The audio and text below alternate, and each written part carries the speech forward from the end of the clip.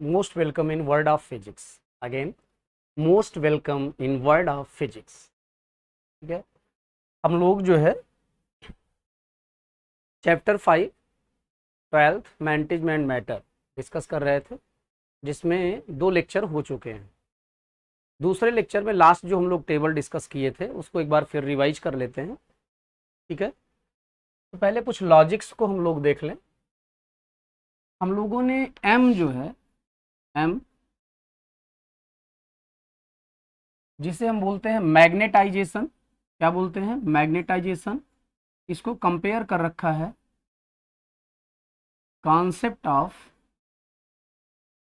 Student से, और यच को कंपेयर कर रखा है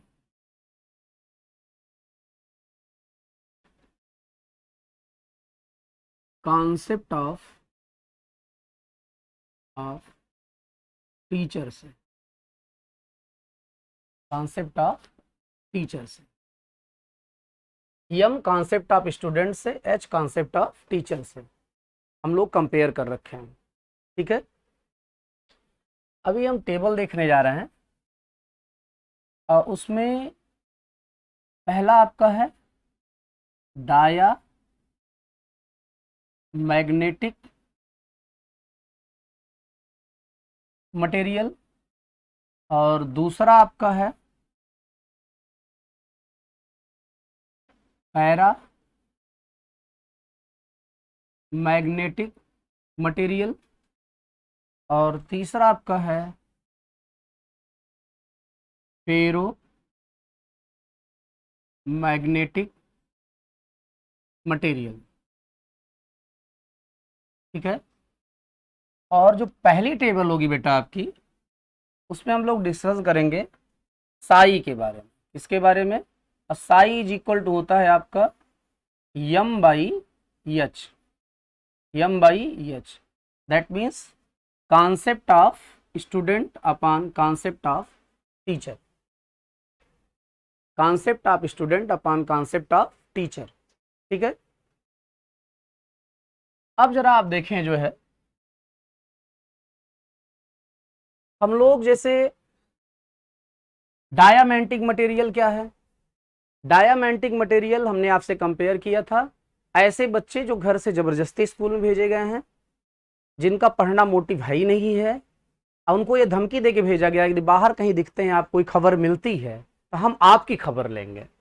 ठीक है, तो बच्चे गुस्से में स्कूल आए हैं और डिसाइड करके आए हैं कि जबरदस्ती भेज तो दिए हो, पढ़ा के देखो। इसका मतलब डिसाइड किए हैं कि हम टीचर की फील्ड के अपोजिट डायरेक्शन में मैग्नेटाइज होंगे। अब देखें, जैसे टीचर की फील्ड इस तरफ है वेक्टर एच, तो टीचर के अपोजिट डायरेक्शन में थोड़ा सा मैग्नेटाइज हो सकते हैं वो,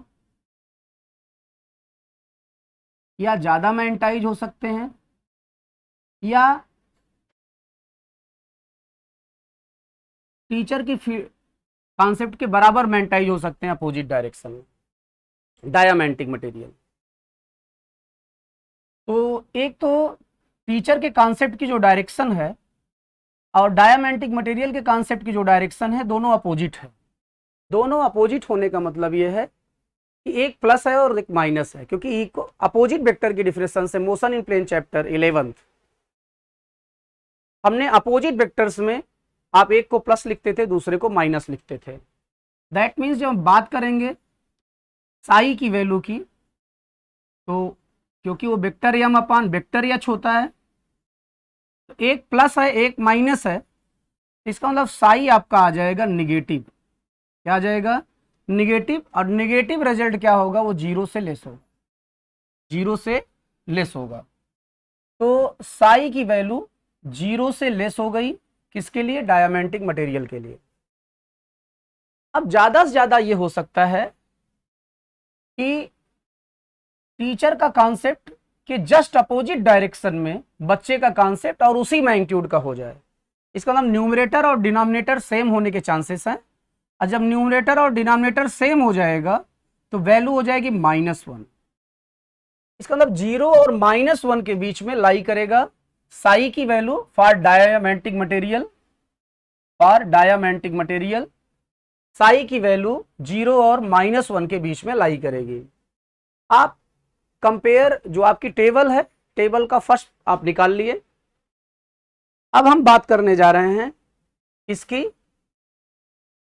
अब हम बात करने जा रहे हैं पैरामैग्नेटिक मटेरियल की। किसकी बात करने जा रहे हैं? Paramagnetic material.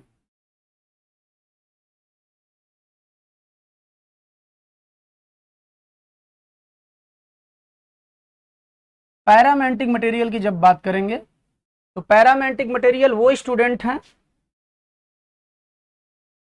पैरामैग्नेटिक मटेरियल वो स्टूडेंट हैं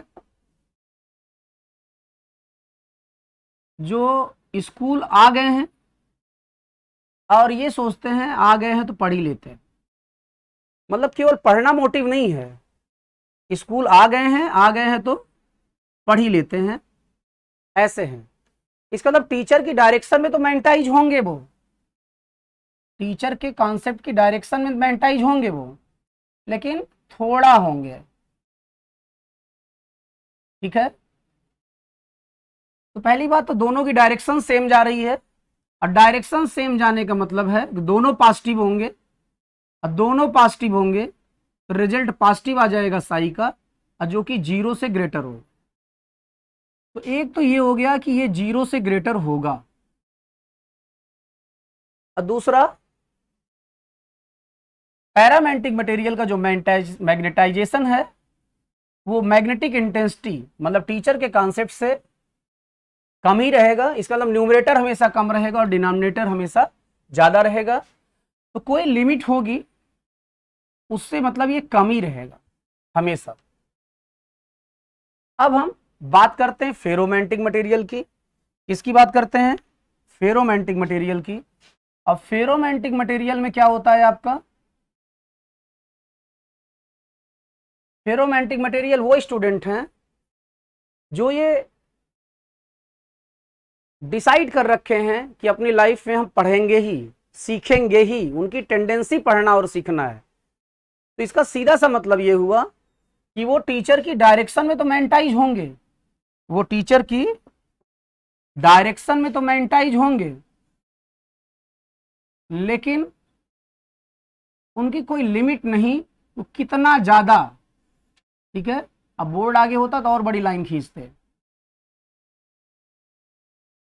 तो इसका एक मतलब तो ये हो गया कि इसकी वैल्यू जो होगी वो, पहली बात तो न्यूमरेटर और डिनोमिनेटर सेम तो हमेशा रहेगा, उससे ज्यादा हो सकता है न्यूमरेटर डिनोमिनेटर के केस में, डिनोमिनेटर के कंपैरिजन में।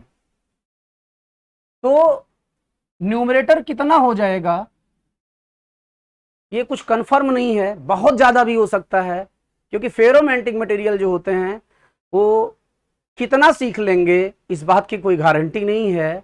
ठीक है, तो इसका मतलब उनके लिए जो साई की वैल्यू होगी वो 1 से बहुत ज्यादा होने के चांसेस हैं। क्या है? 1 से बहुत ज्यादा होने के चांसेस हैं। आपने टेबल की पहली लाइन अपने फेवरेट कंपैरिजन से फाइंड आउट कर ली है।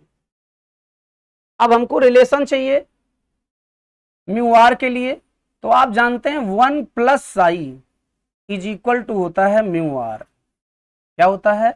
1 plus psi is equal to mu R. 1 plus psi is equal to mu R, ये रिलेशन आप प्रीवियस लेक्चर में प्रूव कर चुके हैं। अब आपको ये बताया गया है कि यदि आप एक ही नंबर ऐड करें या एक ही नंबर सब्सट्रैक्ट करें, एक ही नंबर से आप डिवाइड करें, एक ही नंबर से आप मल्टीप्लाई करें, तो रिलेशन पर प्रभाव नहीं पड़ता है। ठीक है, और यदि आप रिलेशन में किसी एक से आप कम ऐड करें, एक से ज्यादा ऐड करें, तो रिलेशन पर प्रभाव पड़ता है। जैसे क्लासरूम में टीचर जो है किसी एक मिस्टेक के लिए, एक गलती के लिए सारे बच्चों को बराबर पनिश करता है, ठीक है, तब उसके संबंध सबसे बराबर बने रहते हैं, खराब नहीं होते हैं। लेकिन किसी एक गलती के लिए किसी को पनिश करे और किसी को छोड़ दे, तो जिसको पनिश किए उसके मन में आता है कि समथिंग रॉन्ग, और कहीं उसका लॉजिक सेट बैठ जाता है, तो टीचर हमेशा उस बच्चे की निगाह से गिर जाता है। ठीक है, तो संबंध प्रभावित नहीं होंगे यदि आप सबके साथ समान व्यवहार करेंगे। तो हमको 1 प्लस साई की जगह पे म्यू आर लिखना है, तो हमारे पास 1 प्लस साई तो होना चाहिए, तो हम क्या करेंगे, सब में 1 1 ऐड कर देंगे। यहां जब आप 1 ऐड करेंगे -1 में, और यहां 1 ऐड करेंगे आप साई में, और यहां 1 का ऐड करेंगे आप 0 में, ये आ जाएगा 0 यहां पर। और 1 प्लस साई को आप लिख सकते हैं म्यू आर, और यहां 0 + 1 1 आ जाएगा। ये दूसरी रो की वैल्यू आनी शुरू हो गई। इस 0 में भी आप 1 से ऐड करेंगे, साई में भी आप 1 ऐड करेंगे, और यहां भी आप एप्सिलॉन में भी 1 ऐड करेंगे, तो यहां आ जाएगा 1। यहां पर आप लिख सकते हैं म्यू आर, और यहां आप लिख सकते हैं 1 प्लस साई।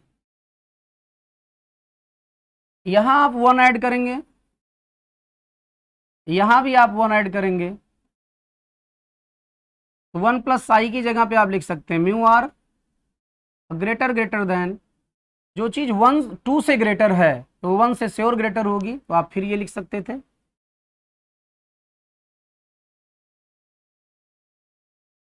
अगला रिलेशन जो है आपका, आप ये जानते हैं कि म्यू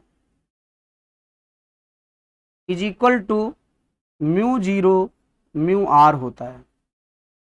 इसका मतलब mu R is equal to, ये आपका mu upon mu 0 is equal to mu R होता है। एक बार फिर से ध्यान दें, आप जानते हैं mu is equal to mu 0 into mu R होता है, तो यहां से mu R is equal to आ जाएगा आपका म्यू अपान म्यू 0। इसका मतलब जहां आपका म्यू आर लिखा है उसके प्लेस पे आप म्यू अपान म्यू 0 लिख सकते हैं। तो आप देखें जरा, यहां हम लिख दे रहे हैं म्यू अपान म्यू 0, यहां भी हम लिख रहे हैं mu upon mu 0।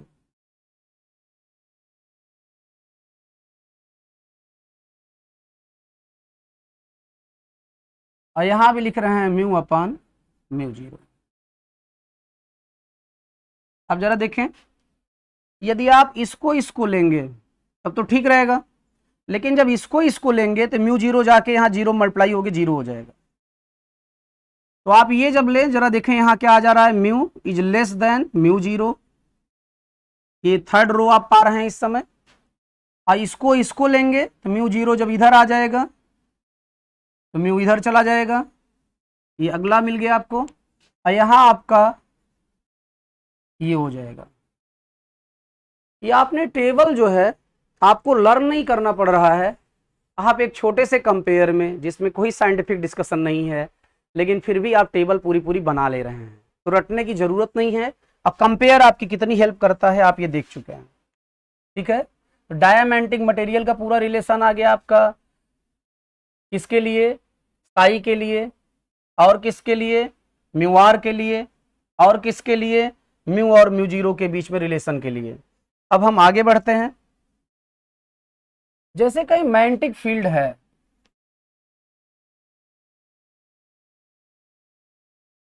Magnetic field का मतलब है कि वहां टीचर है। क्या है, टीचर की जो कही हुई बातें हैं उसको हम लोग फील्ड लाइन कहते हैं। क्या कहते हैं, टीचर की कही हुई बातें क्या हैं, वो फील्ड लाइंस हैं। क्या है वो, फील्ड लाइंस। अब टीचर कहीं कुछ बोल रहा है, अब वहां डायमैग्नेटिक मटेरियल बैठ गया। कैसा मटेरियल बैठ गया, डायमैग्नेटिक मटेरियल बैठ गया, तो सारी बातें क्या होगी, उसके माइंड के बाहर से जाएंगी। क्यों, क्योंकि वो बच्चा है जो डिसाइड करके आया है, पढ़ने नहीं है। और फील्ड में यदि पैरामैग्नेटिक मटेरियल बैठ गया तो फील्ड लाइंस क्या होंगी, उसके माइंड से होके जाएंगी।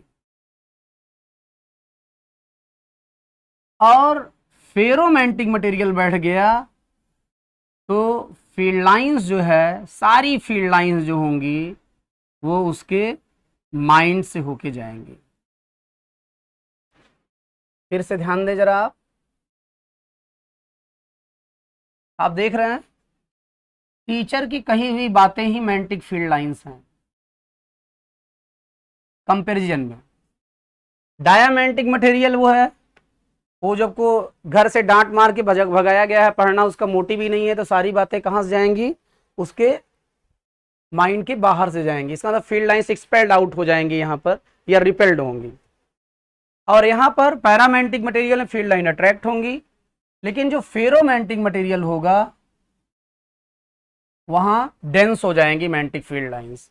तो आप जरा देखें, जब गैल्वेनोमीटर हम लोग पढ़ रहे थे वहां हमको रेडियल मैग्नेटिक फील्ड की जरूरत थी, तो उसके लिए हम लोग फेरोमैग्नेटिक मटेरियल यूज करते थे, क्योंकि फेरोमैग्नेटिक मटेरियल क्या करेगा, सारी फील्ड लाइंस को अपने अंदर से जाने के लिए मजबूर कर देगा, और जिससे फील्ड लाइंस जो है क्या हो जाएंगी, रेडियल हो जाएंगी। क्या हो जाएंगी, रेडियल हो जाएंगी, सेंटर से पास होने लगेंगी वो। ठीक, तो आज के लिए इस वाले पार्ट में इतना ही। ठीक है, थैंक्स। कंपेयर पर ध्यान दें, चीज़ों को समझें, बड़ा आसान है। अब फिजिक्स से आसान कोई सब्जेक्ट नहीं है, केवल आप फिजिक्स की लैंग्वेज समझना सीख लें बस। ठीक है, like, subscribe and share, comment also. ठीक है, आपके कमेंट के बेस पे ही क्या किया जाएगा, आगे के टॉपिक्स आएंगे, और जो टॉपिक्स जा भी रहे हैं उसमें जो कमियां हैं उसमें सुधार होगा। Thanks very